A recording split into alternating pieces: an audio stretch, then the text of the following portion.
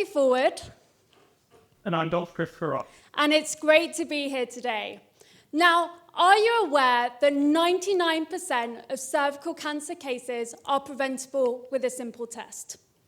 If so, how do you explain 1 in 3 women not having this test? Well, I am now the 1 in 3. I vividly remember the anxiety in the lead up to my first smear test. When I went along, the test itself was uncomfortable and invasive. I received very little information and no support. 3 years later, when I went to book my next test, I was then appalled to find that there were no available appointments. Twice. This is not just my story. 80% of working women struggle to get a convenient appointment. And consequently, cervical cancer rates for women under 45 is now at a 20-year high. I knew that there had to be a better way. So we founded Thyia.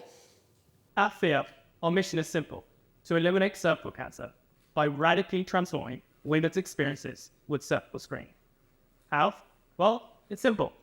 Create a comfortable, convenient, and discreet way to protect yourself from cervical cancer. Now, we use software and self-test swabs so that you can protect yourself in your own home. We bring together the complex cervical cancer screening system into one easy digital location. And our digital location provides 4 things. 1, it's a place for you to order your test from the comfort of your own home so that you never have to ring another GP again and explain to the receptionist why you need a smear test. 2, we give instructions in many languages, both digital and in paper, providing greater accessibility to people. 3, results in education. Using digital technologies, we can simplify the language that we use to fit you so that you understand what's going on and can go to the right clinics at the right time. And finally, as we start to build the data and build the number of users, we can begin to personalize how and when you get screened so that the one-size-fits-all model of you having to get a smear every 3 years doesn't work anymore. You can have a smear when you need it. And very finally, replacing the smear test with a self-test swab. That means in the comfort of your own home, you can protect yourself. No stirrups, no speculums, no one but you. I'm an NHS doctor, and I've worked in the NHS for 8 years, and specifically in the cervical cancer screening space for the last 4 years. And I want to use my experience and understanding of the system to radically transform your experience. And for myself, as well as understanding cervical screening intimately firsthand, I have led large tech platform rollouts and global marketing strategies to understand both the marketing and operational requirements to change how we view and experience the smear. This is a global issue, with $50 billion spent each year on cervical cancer treatment and screening. That proportion is particularly high in developing nations where $20 billion is spent, as cervical cancer is still the 4th most common cancer in multiple countries. And in our beachhead markets of the UK and the USA, we see $1 billion wasted annually due to the inefficiencies of paper-based systems. Our business model is simple.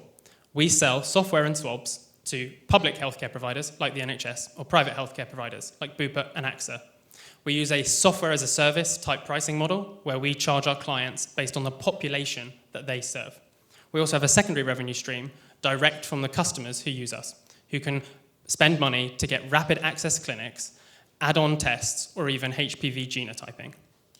Our approach at Thyia has been awarded not 1, but 2 Innovate UK awards, most recently a large biomedical catalyst award for which we're raising a small amount of match funding.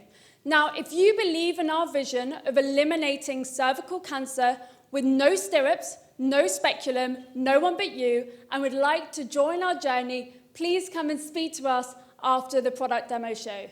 Thank you for listening. My question is, how will early detection eliminate cervical cancer?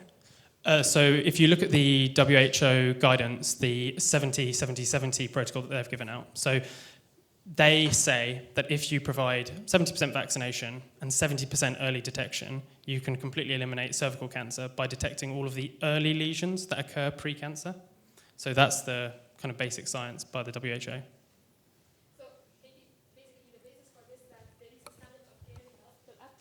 Early detection, they have to go to, so that the continuum of care has to be there. Yeah, so installed. early Okay. detection of HPV specifically.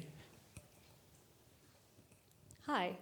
So my question is, you've got the test, you send your test result off, you get your test results back, and then what happens next? Say you do have a test result that you don't understand.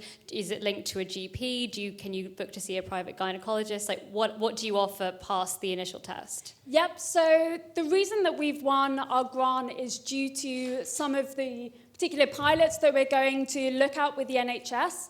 It's interesting, people often think about the self-test side, but actually it's the whole surrounding around that that's really important. So we look at making sure that through our platform, we're able to provide very clear result information and then triage those individuals to the appropriate location with the option for either public, if it's through the NHS, or having private, if that is what's required. But it's very much making sure that we support women through the whole journey, rather than just looking at a test in and of itself, which isn't helpful. Thank you very much. Thanks very much. Naomi and Chris, everybody.